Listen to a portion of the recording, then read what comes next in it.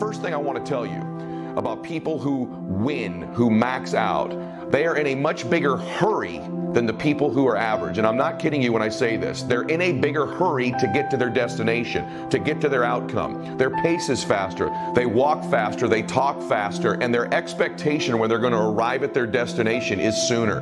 This may seem like a very small, subtle thing, but I want you to evaluate how big of a hurry are you in?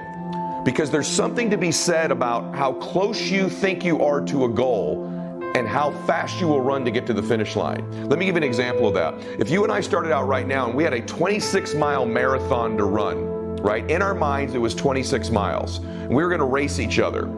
We would pace ourselves at a certain speed in order to maintain that speed because of the duration of the run. So if it was a marathon, we'd jog, wouldn't we, pretty slowly. You certainly wouldn't sprint 26 miles. And so because the destination, because the finish line is so far away, our pace or our hurry is limited based on how far away we think we are or when we'll arrive there. But if you and I were to run a 100-yard dash, would the pace be the same? Because the finish line is so much closer, we'd run full speed from the minute we took off, wouldn't we? Because of the proximity of how close the finish line is. The people that win in life don't necessarily have more vision than you.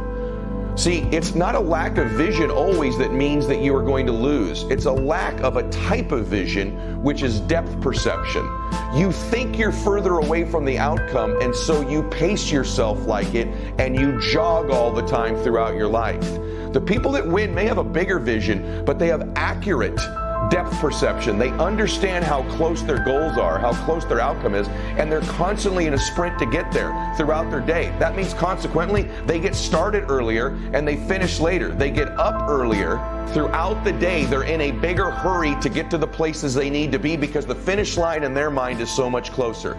I cannot emphasize this enough to you, is just the pace and the way time shrinks for elite performers compared to the average. I'm telling you, the average performer can say the same things, read the same books, have the same schedule, yet the person who is in a bigger hurry throughout the day ends up winning the day, winning the week, winning the month, winning the year, and winning the life.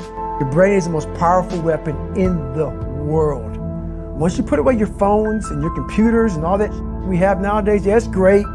We're up to date, but your brain is the only thing you have when you're going through depression, when you're going through hard times, when you're going through death, real life. You can't Google that, man. You're alone. You're alone. You may have a shrink you're going to, you may have a best friend you're going to, but there's 24 hours in the day where you're alone in this brain. And your brain is talking to you in all kinds of ways. And it wants to control you and pull you in these different pockets.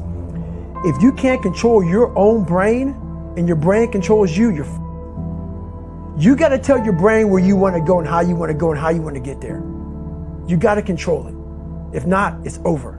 If the average people in the world or the majority of people in the world have a 24-hour day, why does that have to apply to you?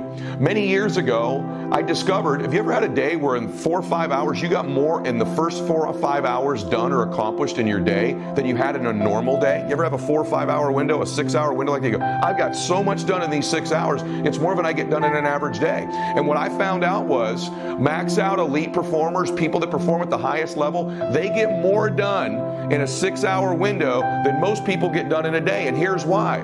Most people measure a day by 24 hours. So I started to think, I was young in business. I was in my early 20s.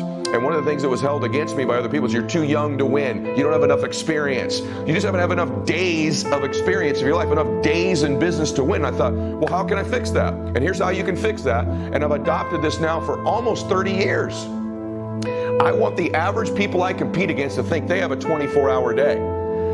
My days are 6 days long. So I want to teach you the concept of running mini days. My first day is from 6 a.m. to noon every day. That's a full day for me. So I try to get done a full day's work from 6 a.m. to noon because I no longer have a 24-hour day in my life. I have a 6-hour day. And so a day to me is that measure of time.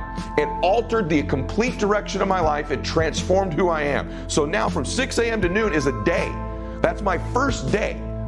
every single week, 6 a.m. to noon, Monday morning. And what happens in that 6 a.m. to noon, there's a mental thing we have. I have a whole day to get all these things done.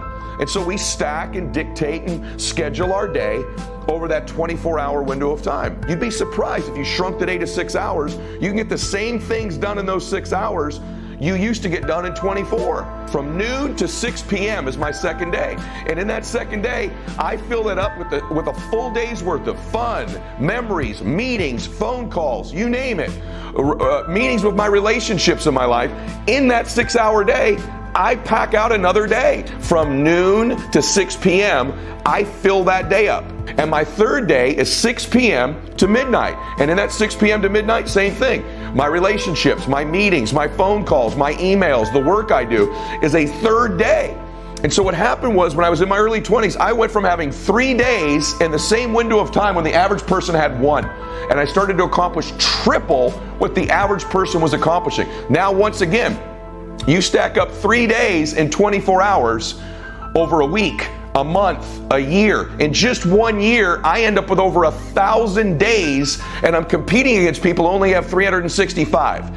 Think about the mind-blowing difference could be in your life if you ran many days the rest of your life. I'm telling you.